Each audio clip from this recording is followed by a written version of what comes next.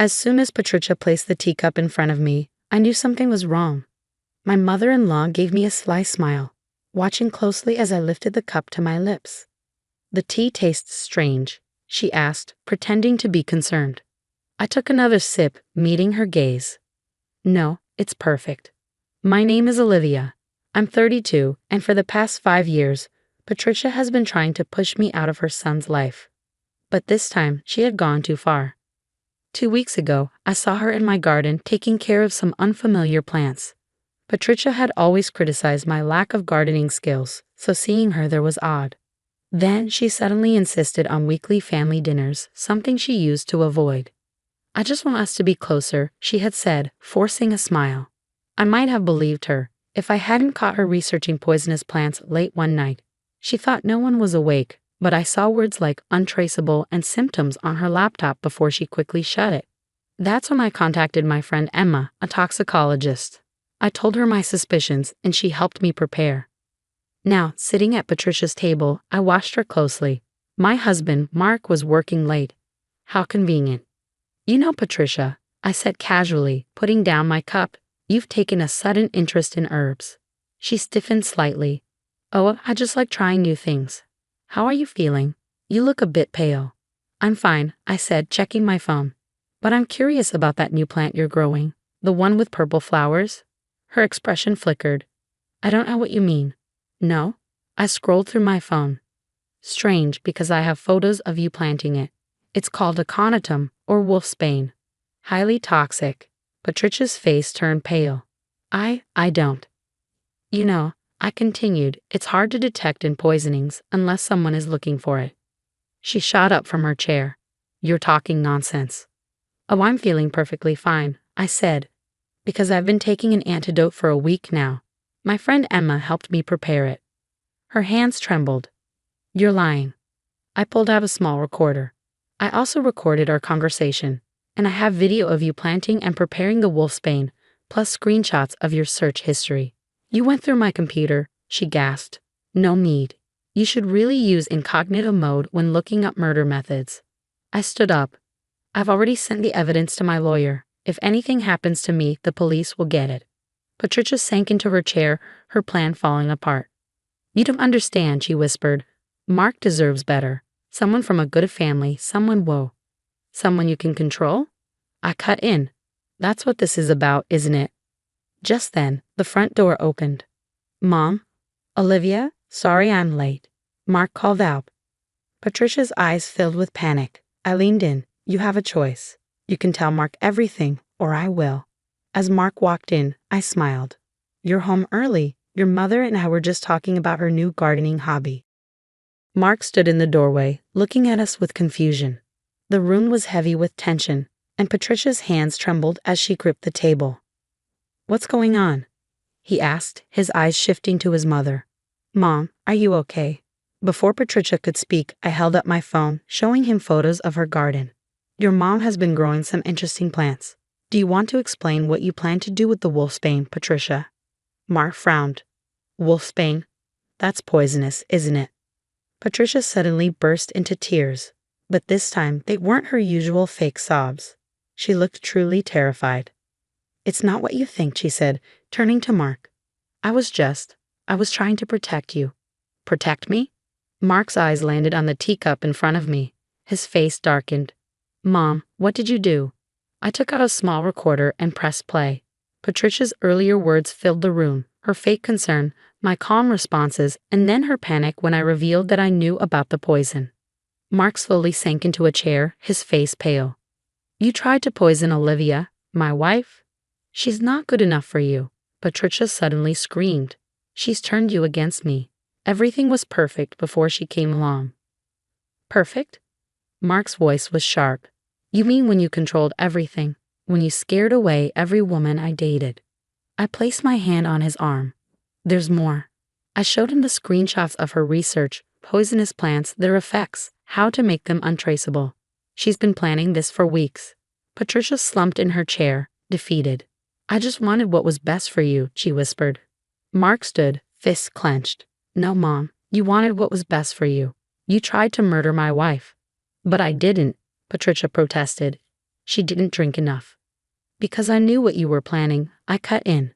I've been taking an antidote for a week, but you still poisoned me. That was your choice. Mark pulled out his phone. His hands shook. I'm calling the police.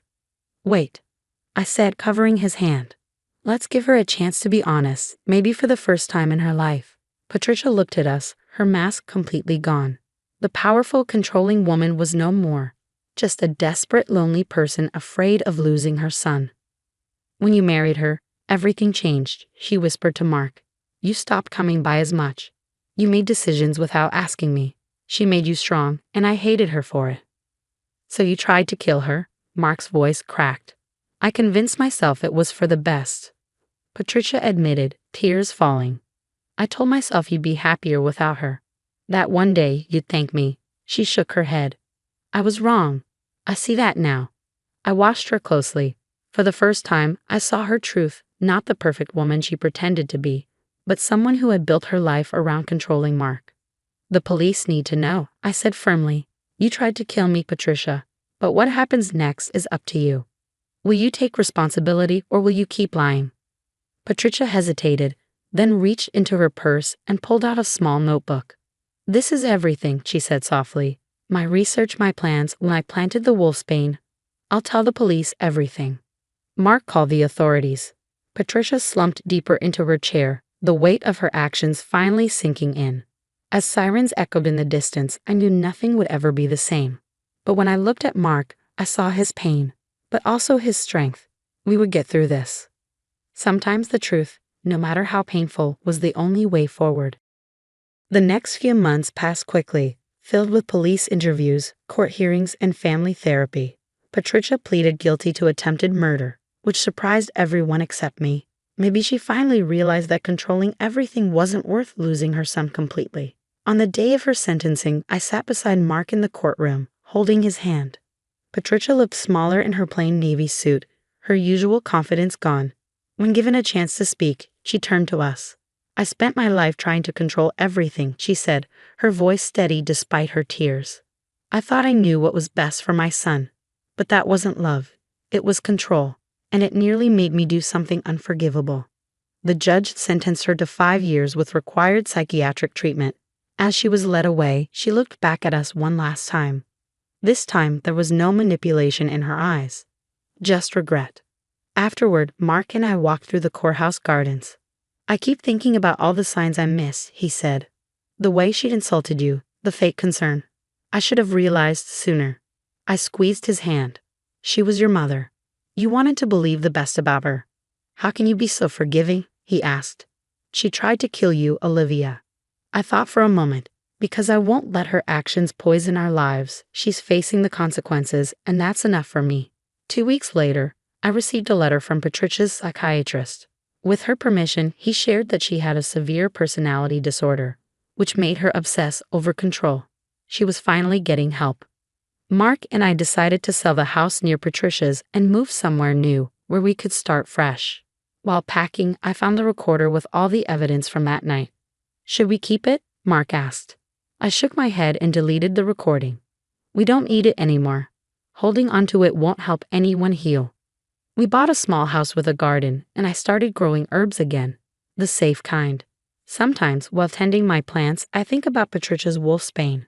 How something beautiful can turn deadly, just like her love for her son. Mark visits Patricia in prison once a month. I don't go with him, but I send letters sometimes.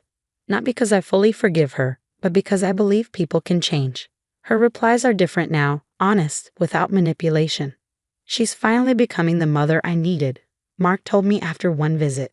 It's just sad that it took something this extreme. Last week, I received a package from Patricia. Inside was a diary she'd kept since her arrest, filled with reflections on her mistakes. On the first page, she had written, I spent my life trying to control others, only to realize the one who needed help was me. I'm sorry it took nearly destroying my family to see that. As I closed the diary, I felt a sense of peace. The woman who had tried to poison me was gone. In her place was someone finally facing her demons. It wasn't a fairy tale ending, but it was real. It was hope. Mark and I are expecting our first child now. Some people ask if we worry about Patricia's release, about her being a grandmother. But we've learned that real strength isn't about control. It's about boundaries, honesty, and allowing change. The tea set from that night still sits in our cabinet, not as a reminder of betrayal, but of my own strength. And every now and then, I make myself a cup of tea and smile, knowing that the best revenge isn't revenge at all. It's moving forward, healing, and living well.